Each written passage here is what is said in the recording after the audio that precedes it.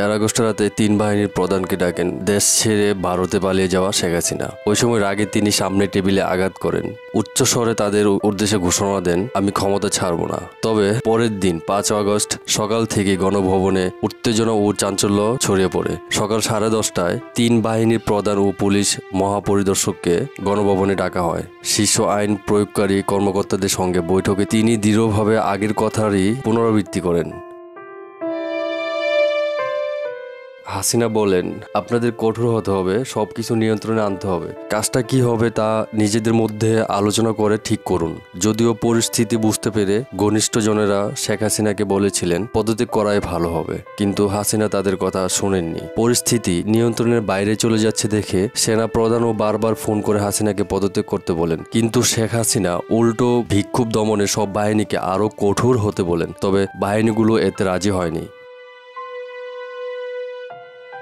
হাসিনা অবশ্য নিজের দাবিতে অবিচল ছিলেন। তিনি সেনাবাহিনী ও পুলিশ প্রধান সহ বিভিন্ন লোকের সঙ্গে যোগাযোগ করতে থাকেন, কিন্তু কেউ তাকে আশা দেয়নি। বরং তাদের পরামর্শ ছিল সোজা সাপটা, যত দ্রুত সম্ভব অন্য কোথাও চলে যান। হাসিনার নিরাপত্তা কর্মীরাও আশঙ্কা প্রকাশ করেন।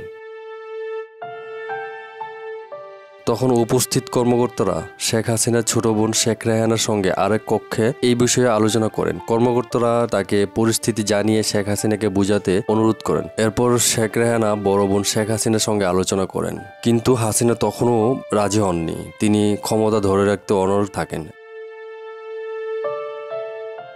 এক পর্যায়ে এক শীর্ষ কর্মকর্তা বিদেশ থাকা শেখ হাসিনার ছেলে সজীব ওয়াজেদ জয়ের সঙ্গে ফোনে কথা বলেন। জয় তখন তার মায়ের সঙ্গে কথা বলেন। ছেলের সঙ্গে কথা বলার পর অবশেষে পদত্যাগ করতে রাজি হন শেখ হাসিনা। তিনি অবশ্য পদত্যাগের আগে একটি ভাষণ রেকর্ড করতে চান জাতির উদ্দেশ্যে প্রচারের জন্য, কিন্তু তাকে সেই সুযোগ দেওয়া হয়নি। তখন তিনি হতাশ হয়ে হাল ছেড়ে দেন। পদত্যাগপত্রে স্বাক্ষর করার আগে হাসিনা পরোক্ষভাবে 3 বাহিনী প্রধানকে বিশ্বাসঘাতক বলেছেন। রাগে ফুঁসতে ফুঁসতে তিনি পদত্যাগপত্রে স্বাক্ষর করেন, তারপর কান্নায় ভেঙে পড়েন।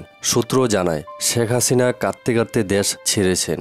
যাওয়ার আগে তিনি 3 দলের সব নেতাকর্মীর প্রতি ক্ষোভ প্রকাশ করেন।